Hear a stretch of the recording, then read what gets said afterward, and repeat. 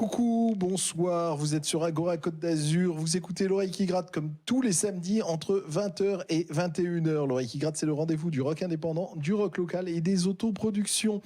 Nous recevons chaque samedi ici même dans les studios d'Agora grâce à un artiste de la scène locale qui se prête à la règle de la session acoustique. Ce soir, nous recevons Petite Amy. Bonsoir Amy. Bonsoir. Donc je t'appelle Petite Amy ou je t'appelle Amy pendant l'émission? Amy, c'est bien. Amy, c'est ton vrai nom? Mon prénom, c'est Émilie, en fait. D'accord, donc Amy, nom de scène. Ouais. Donc tu es avec nous pour 1 heure, on va t'écouter en live acoustique, tu vas nous faire 3 morceaux, on écoutera des morceaux enregistrés, on va discuter avec toi et tu partiras sur une île déserte, il va t'arriver plein de choses, donc restez avec nous. J'ai bien écouté l'univers d'Amy, elle raconte une histoire, elle raconte peut-être son histoire, hein, on lui demandera ça tout au long de l'interview. En tout cas, c'est à la fois très mélodieux et très touchant ce que propose Amy. Donc je suis convaincu que nous allons passer une bonne soirée en sa compagnie. L'Oreille qui gratte est très présent sur internet. Nous avons notre blog www.l'oreillequigratte.com. Sur ce blog, vous retrouverez tous les liens de l'émission de ce soir et les contacts d'Amy. Nous sommes aussi très présents sur les réseaux sociaux, Facebook, Twitter, Instagram. Vous rajoutez un petit hashtag avant l'Oreille qui gratte et vous nous trouvez absolument partout. Voilà, j'ai hâte de vous faire découvrir Petite Amy parce que vous allez voir, on fond en l'écoutant. On va écouter un premier morceau, c'est le morceau Innocence. Et ensuite, on discutera avec toi, Amy.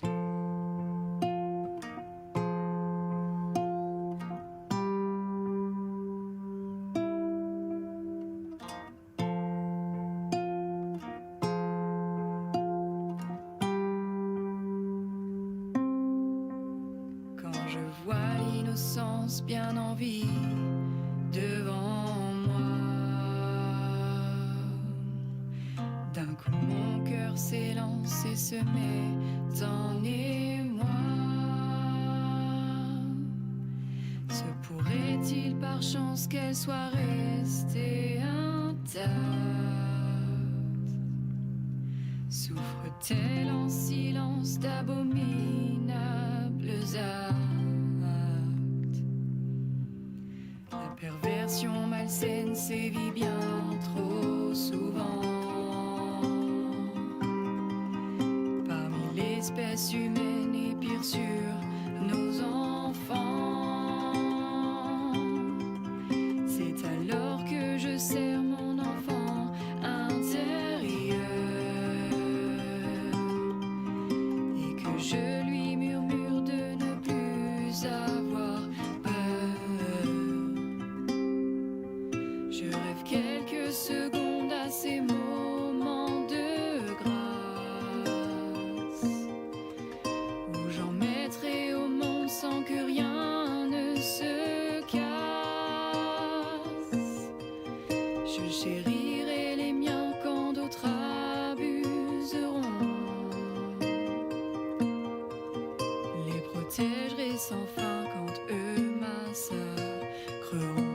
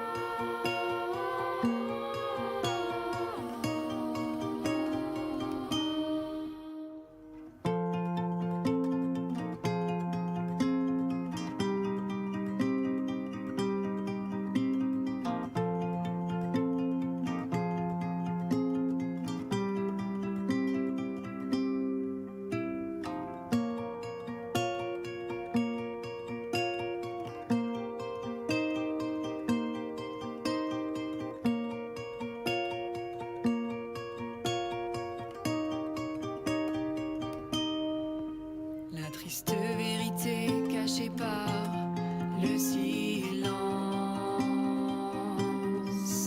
qui, quand il est brisé, libère l'innocence. Il en faut du courage pour oser dénoncer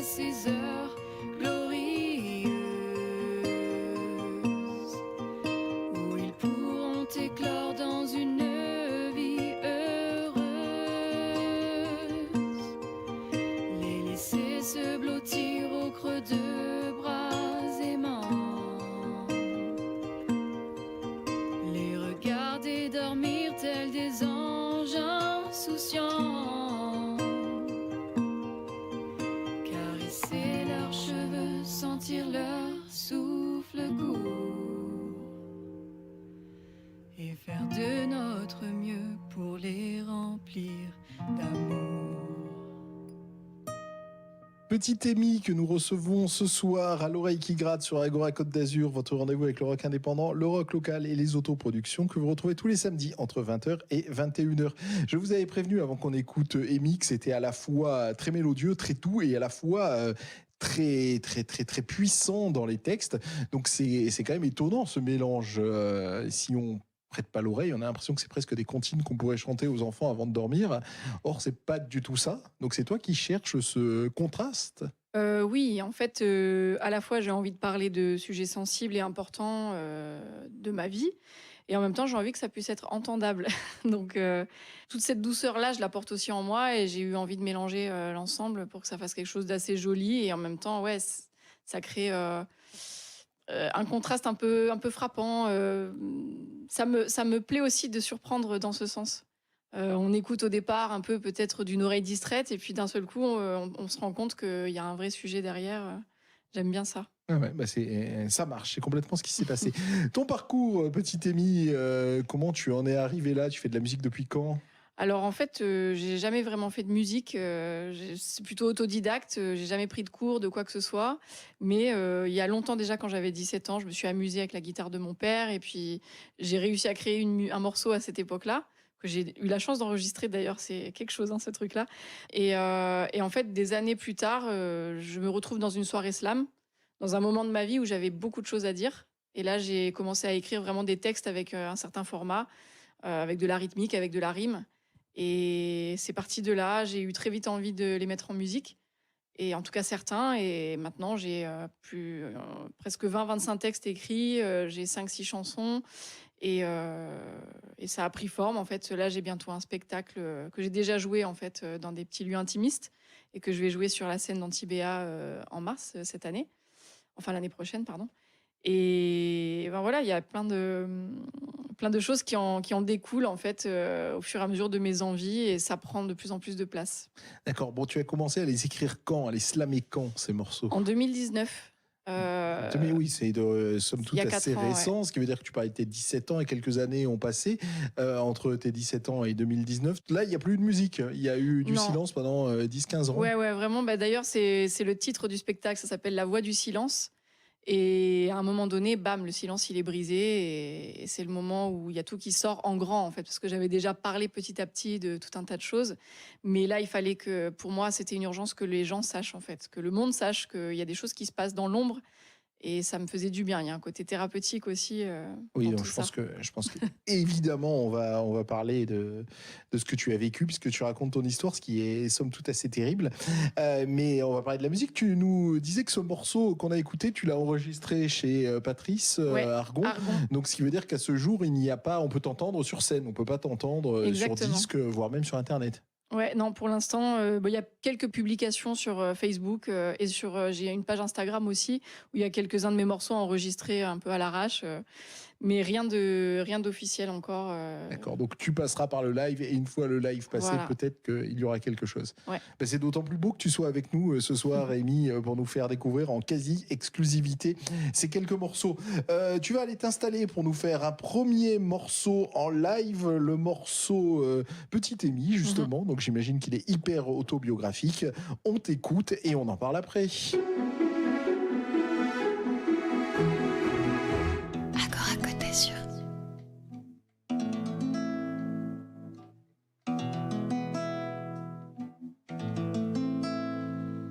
C'est l'histoire d'une petite fille que j'aimerais bien vous raconter, avec des mots M-O-T-S que je vais essayer de faire danser.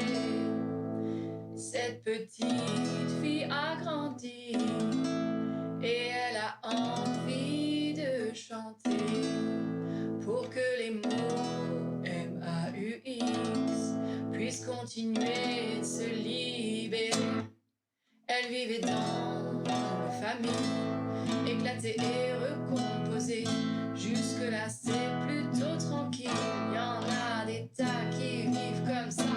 Mais l'homme que sa mère avait choisi, beaucoup plus vieux et ancien flic, s'est permis de se rapprocher de la gamine un peu trop près. ces airs de mec gentil, souriant et attentionné, se cachait un gros pédophile qu'elle pourra jamais pardonner. Putain d'atteinte à la vie sur une mineure démunie par un adulte névrosé qui mérite bien d'être enfermé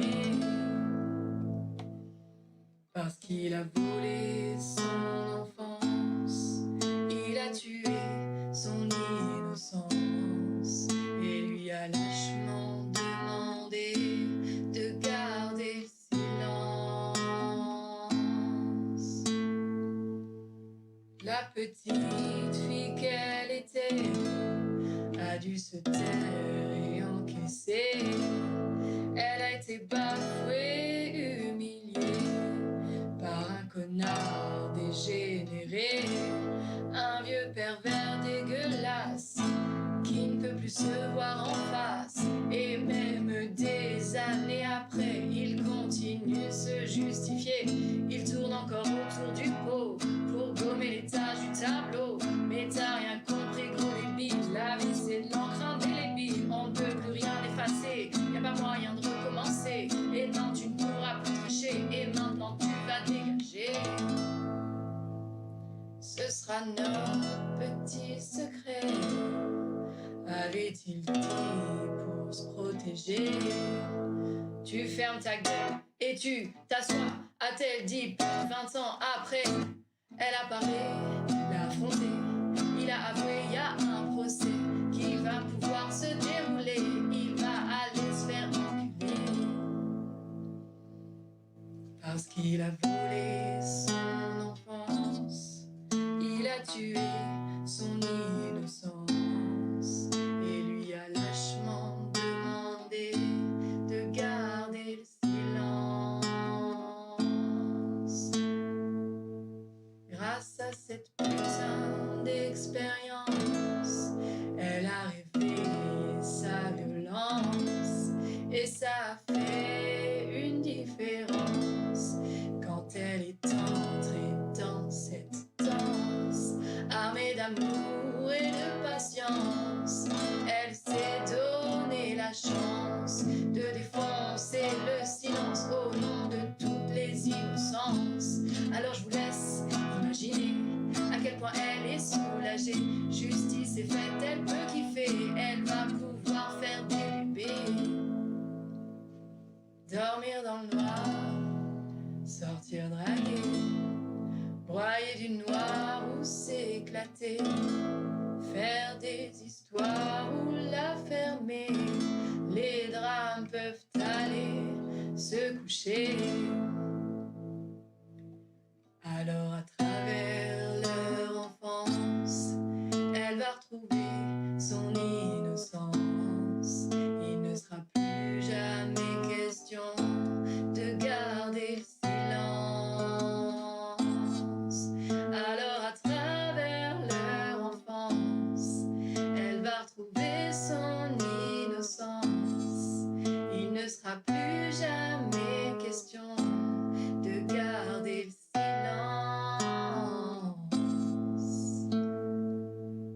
Alors elle danse, alors elle danse, alors elle danse, elle danse, alors elle danse, elle danse, elle danse. Viens on danse, viens on danse, viens on danse,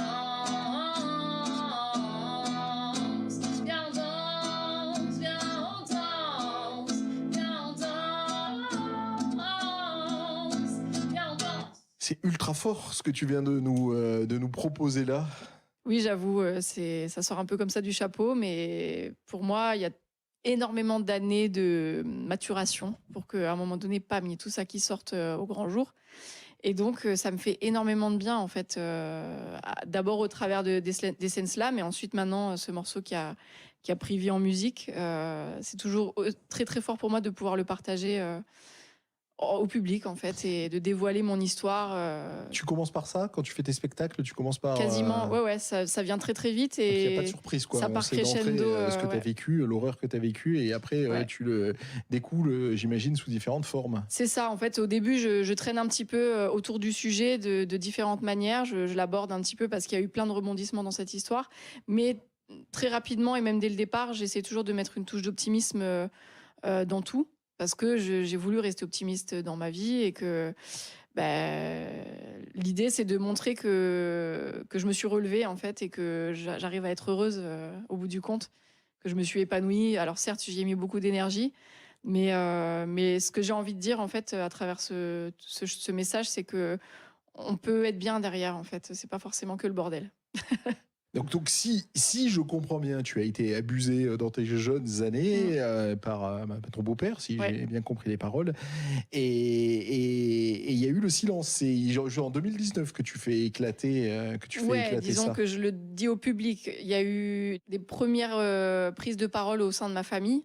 Il y a longtemps, j'avais 24 ans, donc je sais pas en quelle année c'était, mais en tout cas, il y a eu plusieurs tentatives en fait de me libérer de cette histoire et de ce fardeau. Ça a pris beaucoup de temps parce que c'est pas facile de sortir d'abord du déni. Et il y a tout un travail psychologique. J'ai été très accompagnée pendant toutes ces années. Et donc la première étape, ça a été de le dire à ma mère, puis dans ma famille, au sens un peu plus large. Mais j'ai toujours été dans le déni de vouloir porter plainte, en fait. C'est ça, c'était très compliqué parce qu'il y avait vraiment la peur de faire du mal aux autres autour de moi. Et je passais en dernier, en fait. Jusqu'au jour où je me suis mise en devant de scène et où j'ai compris que c'était l'étape ultime qu'il me fallait pour pouvoir vraiment passer à autre chose et me libérer, quoi. Mais tu nous dis que tu étais retrouvé un peu par hasard sur des scènes slam. Oui. Mais ça veut dire un peu par hasard, t'as ce texte dans ta poche et ça Alors y est, non. t'as eu le courage. Un jour, j'ai un ami qui était là, qui me dit: Tiens, est-ce que tu connais des endroits où on peut, des scènes ouvertes? Je ne savais même pas que ça existait, ces choses-là. Et j'en parle à quelqu'un qui faisait un peu de rap sur Nice. Et je me retrouve dans une soirée slam avec mon ami qui a rappé en espagnol. C'était génial et j'ai découvert cet univers-là. J'écrivais beaucoup avant, mais comme un exutoire, en fait. Donc, c'était vraiment des textes qui n'avaient pas d'allure, en fait. C'était juste, je déversais mon venin, quoi.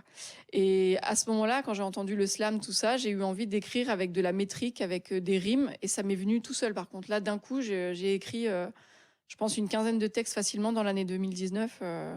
À chaque fois qu'il y avait des rebondissements dans mon histoire, à partir du moment où j'ai porté plainte, j'ai écrit quelque chose. Et ça allait très, très vite, quoi. En tout cas, quel courage d'aller oser dire ce que tu dis. Voilà, en slam, c'est peut-être encore plus dur parce qu'avec la musique, presque, on pourrait presque se cacher, alors que dans le slam, tu dois être totalement nu et Ouais. c'est waouh, quelle force, quel courage. On te remercie, petit Émy, de l'avoir mis en musique et de nous en parler ce soir. C'est pas forcément ultra facile non plus. Je te propose de retourner à la guitare et de nous faire le morceau Elle rêve de vacances. Petit Émy que nous recevons ce soir sur Agora Côte d'Azur pour l'oreille qui gratte.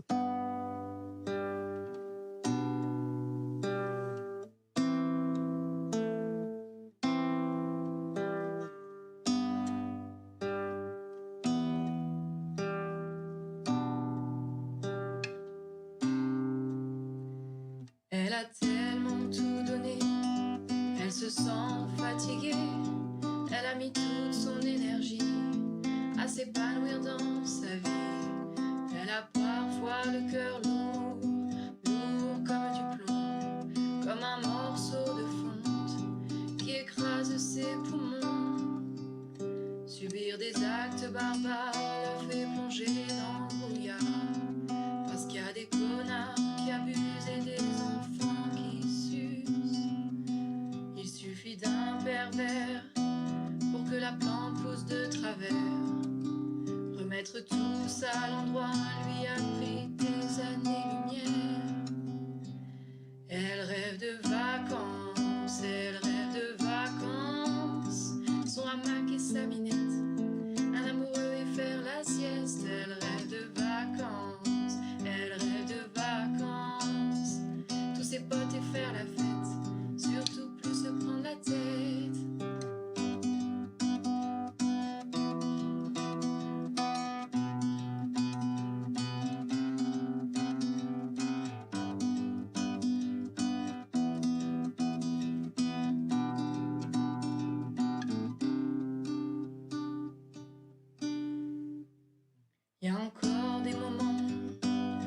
où elle chiale comme un enfant. Non, ce ne sont pas des caprices, c'est la douleur des cicatrices. Heureusement, le travail paye, l'introspection, c'est son rayon. Depuis le temps qu'elle balaye, maintenant, chez elle, il fait bon. Y a plus grand chose à nettoyer, suffit d'être bien accompagné. Quelques efforts et c'est gagné, elle va pouvoir se reposer. Ma petite chérie, se dit-elle, viens, on s'envole. Je te prends sous mon aile, la vie est folle, la vie est belle.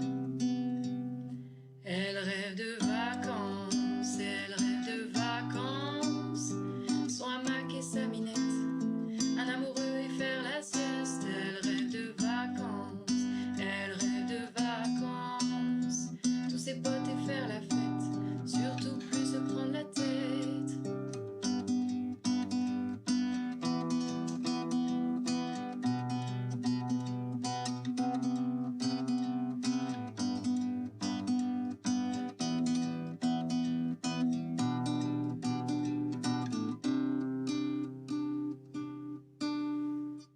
Elle rêve de vacances, elle rêve de vacances. Son hamac et sa minette, un amoureux et faire la sieste. Elle rêve de vacances, elle rêve de vacances. Tous ses potes et faire la fête, surtout plus se prendre la tête.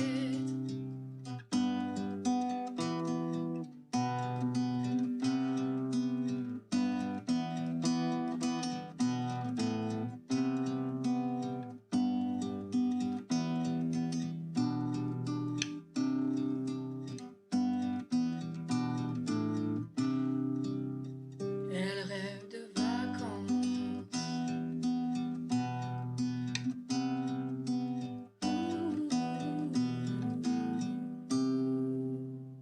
Petite Amy que l'on reçoit ce soir sur Agora Côte d'Azur, elle rêve de vacances. Donc petite Amy, on rappelle que tu as en fait rien à annoncer ce soir puisqu'il n'y a pas de disque et qu'il y aura des scènes à Antibes mais dans un certain temps encore. Donc c'est d'autant plus beau de t'avoir ce soir pour t'entendre et pour t'écouter à la fois à discuter et à la fois en musique. Donc tu nous racontes ton histoire et ce que tu as vécu. Est-ce que la manière dont tu t'en sors en musique, c'est reçu comment les soirées slam quand tu dis ce que tu as à dire, les gens ils se prennent une claque dans la gueule, c'est quoi la réaction? Alors en fait, étant donné que je l'enrobe énormément avec toute cette douceur aussi et tout cet optimisme, ça a été important pour moi dans la construction des textes aussi de montrer qu'il y a toujours de l'espoir, qu'il y a toujours l'envie de vivre, qu'il y a toujours l'envie de s'en sortir. Du coup, c'est reçu avec énormément de douceur malgré tout. En fait, le sujet est frappant et pour autant, les gens sentent qu'il y a un travail qui a été fait déjà psychologique, que je suis là à leur raconter des choses et je suis déjà debout. Les retours qu'on me fait, c'est ça, c'est à la fois, on me dit que j'ai beaucoup de courage et aussi que, on voit que je me suis relevée tout simplement. Il y a la résilience derrière et justement, ça me rassure. c'est un peu le thème du morceau que tu nous as proposé, elle rêve Ouais. de vacances. Ouais, c'est ça. Et à quel moment parce que donc tu nous as dit à 17 ans tu avais fait un premier morceau, tu as mis la guitare de côté pendant 10-15 ans, tu la reprends. À quel moment tu as ces textes, voilà, tu as balancé 15 textes dans les soirées slam, à quel moment tu te dis je vais aller plus loin, je vais en faire un spectacle, je prends ma guitare, je fais des mélodies, je m'expose à encore plus de regards? Alors en fait, j'en rêvais un petit peu à un moment donné de pouvoir faire un long format qui raconte toute l'histoire parce que dans les soirées slam, je présentais 1 ou 2 textes en général, voire 3 si c'était un concours et que je gagnais et que je pouvais en faire un 3e. Mais j'avais envie de raconter toute l'histoire. Donc j'avais ce projet en tête et l'année dernière, en octobre, j'ai commencé les cours d'impro théâtre. J'avais déjà fait du théâtre avant. Et là, j'ai été confrontée en fait à un groupe dans lequel, à un moment donné, il fallait poser certaines limites. Chacun pouvait exprimer des besoins pour le fonctionnement du groupe. Et moi, j'étais confrontée des fois à être gênée par la manière de s'exprimer de certains. Voilà, j'avais besoin de raconter d'où je venais pour me sentir à l'aise dans le groupe. Et c'est là où je me suis dit, il faut que je leur présente mon projet. Donc je l'ai mis en forme très rapidement, de manière assez simple, sans mise en scène ou quoi. Et j'ai présenté mon projet au groupe une première fois dans un petit bar intimiste. Et ça a duré 1 heure. Et je leur ai raconté toute l'histoire au travers de mes textes. Et ils ont été ultra touchés. ça m'a permis vraiment de voir qu'on prend pas le truc dans la gueule, en fait. Ça m'est arrivé parfois dans les scènes slam de voir des gens qui étaient vraiment à fleur de peau, à vif, et c'était même pour moi, qui viens de loin, très désagréable à entendre.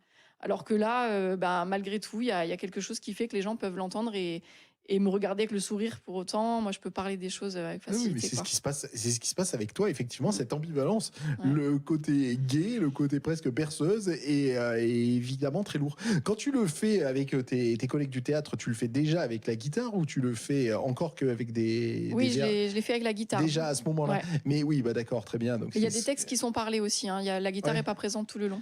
Ils sont composés les morceaux, donc il y avait tu te mets à composer? Ouais, Ça bah vient alors pas ça, tout pour moi, seul, c'est ça? un grand mystère.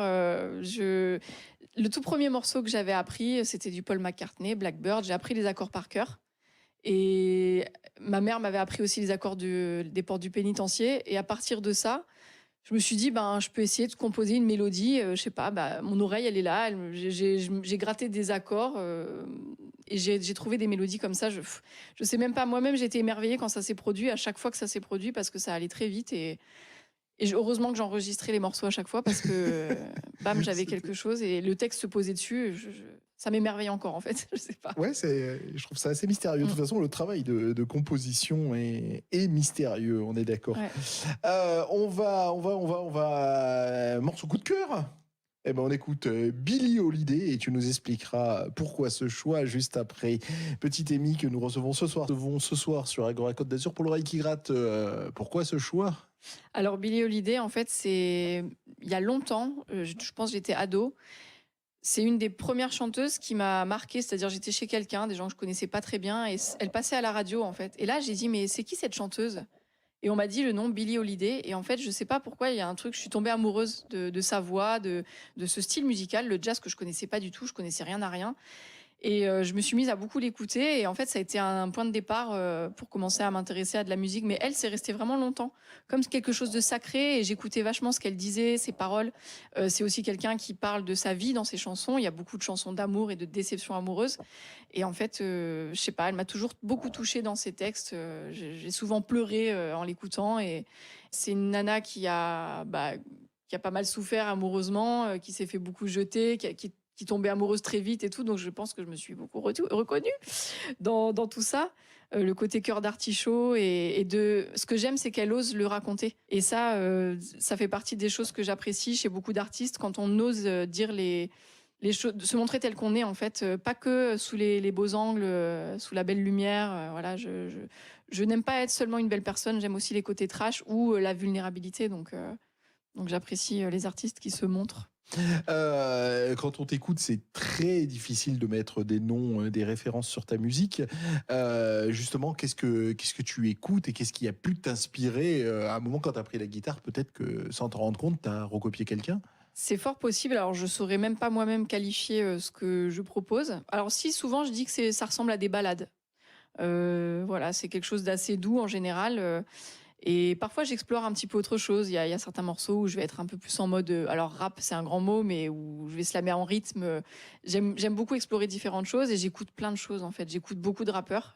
Bon, Eminem, c'est mon préféré parce que je trouve qu'il dégage quelque chose d'assez fort. Même au niveau de l'histoire, il y a eu ce film à un moment donné sur sa vie. Et pour moi, ça montre quelqu'un qui perce et qui se bat pour ça. Et qui part de rien, en fait. Donc, j'aime beaucoup l'énergie qu'il a mis là-dedans. Après, j'écoute du jazz, j'écoute du rock, j'ai écouté du métal quand j'étais aussi à la fac, du métal trash, du Slipknot, des trucs comme ça. J'écoute beaucoup de chanteurs et de chanteuses à voix. J'aime beaucoup les choses qui me touchent et qui me donnent la chair de poule, quoi. Un troisième morceau en live qui s'intitule Mon Jules, donc j'imagine que tu parles de ton amoureux. Et ben on va t'écouter. Petite Amy s'installe pour la suite de la session live sur Agora Côte d'Azur.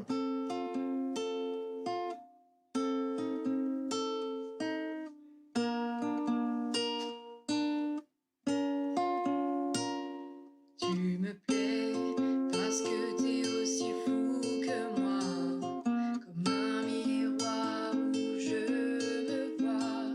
Je suis amoureuse de nos reflets, et putain, je le fais pas exprès. Je t'adore, ton regard quand tu me souris, ton bordel partout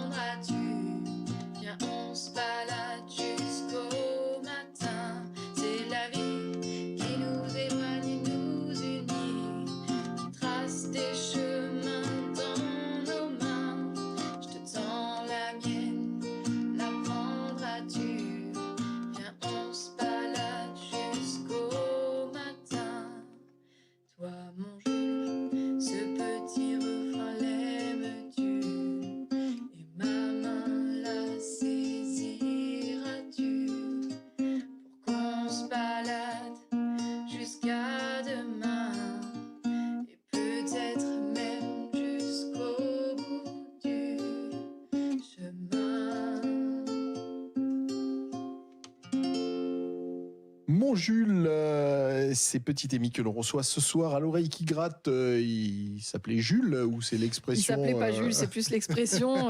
C'est plus pour raconter. En fait, je me suis servi d'une histoire qui n'a pas fonctionné, qui m'a inspiré quand même de très belles choses. Et en fait, d'une manière assez générale, c'est la façon dont je regarde la vie, l'amour.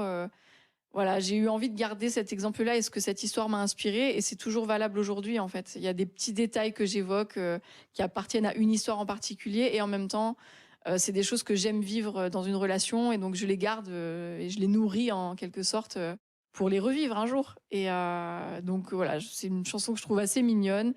J'ai pas honte d'avoir été larguée plusieurs fois et je persévère, je recommence Oui, ça toujours. recommence tout le temps, ça. Voilà, donc Ça s'arrête jamais. À 20 ans, on croit que ça s'arrête, mais non, ça s'arrête jamais. C'est ça. Cette connerie, là, c'est toujours. Mon Jules, donc on rappelle que tu vas montrer tout ça en live dans un certain temps à Antibes et qu'ensuite peut-être il y aura une trace vidéo ou une trace audio. En attendant, pour l'instant, c'est très très difficile de t'écouter. Malgré tout, tu parles d'amour. Est-ce que on va faire agorapsie, mais après ce que tu as vécu, on croit toujours malgré tout à l'être humain. Ça donne pas un... oui.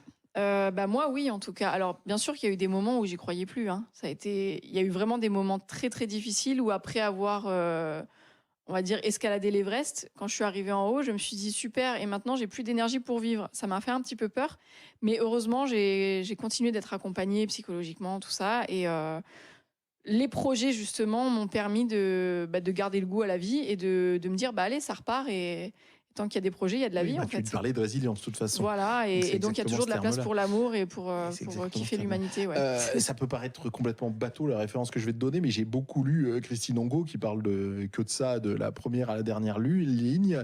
Voilà, est-ce que toi-même tu as lu Angot ou est-ce qu'il y a des auteurs Pas du non tout, je sais même pas qui c'est. Christine Angot, bah, c'est l'écrivaine qui a écrit L'Inceste, Ah un ok. livre qui a énormément marché il y a 20 ans et qui raconte dans chacun de ses romans à peu près ce que tu nous racontes en D'accord. chanson, quoi. Je l'ai beaucoup vu dans des films, en fait, moi, ce thème, ce sujet. Je suis plus dans les films que dans les bouquins.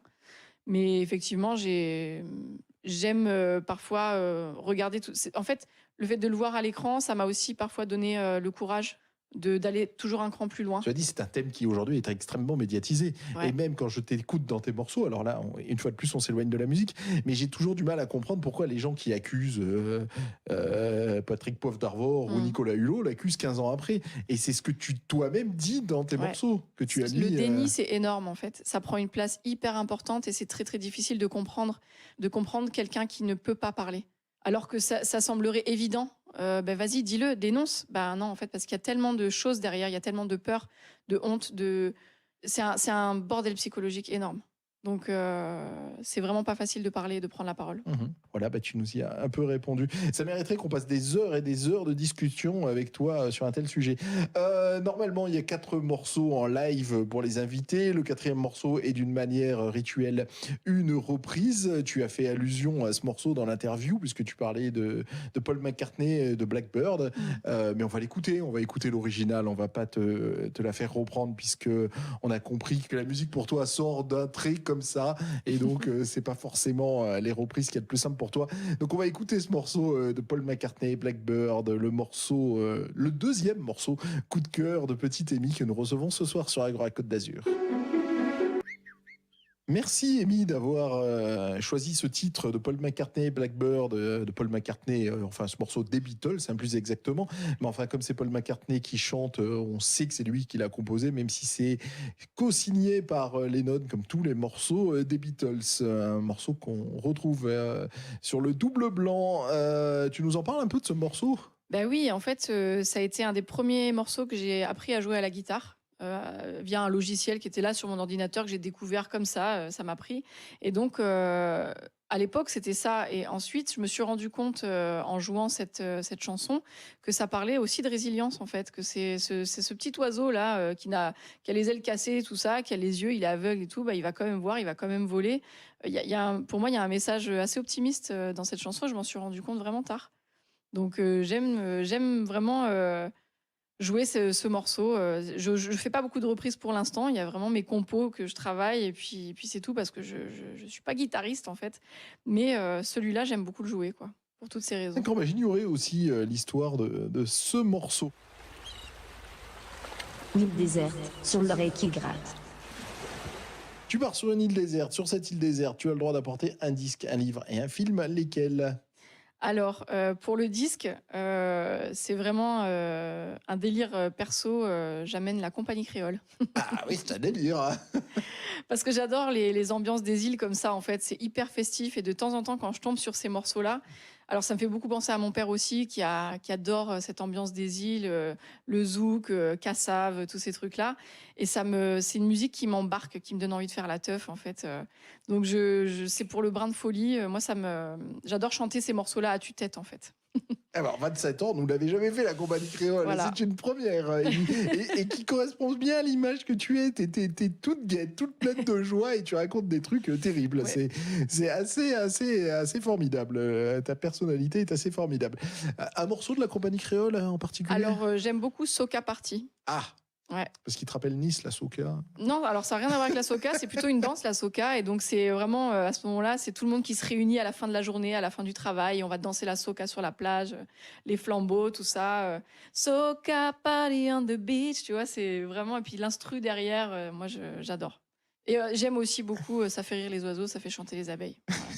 Dans les soirées plage, Et ça marche toujours. à la hein. guitare, il y a toujours un Ça moment où je la marche chante à toujours, tue-tête. Ça quoi. marche toujours, non, ça Ouais. marche. Non, mais c'est vrai, il y a des classiques comme ça. Il y a... Ça me rend heureuse cette musique. D'ailleurs, je m'étais dit, si un jour je me marie, je voulais ouvrir le bal avec mon père sur la compagnie créole.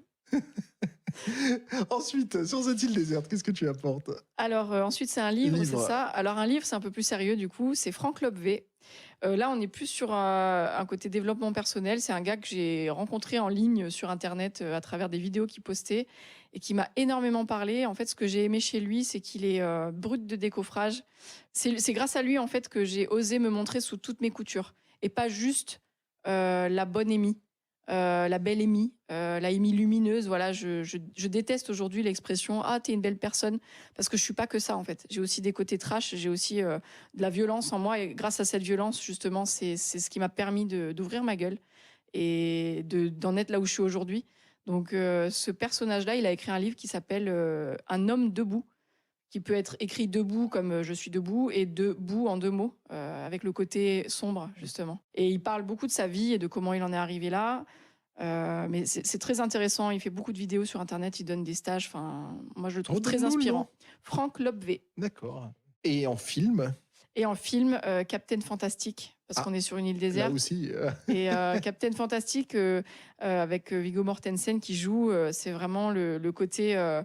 J'aime le fait qu'il vive dans la forêt avec sa femme et ses 6 enfants et qu'il se débrouille, qu'il soit complètement autonome. Moi, ça m'émerveille en fait. Et j'ai testé un peu à un moment donné dans ma vie d'aller vivre dans une caravane pendant 1 mois et demi en mode sans eau courante et sans électricité. Ça m'a énormément apporté en fait.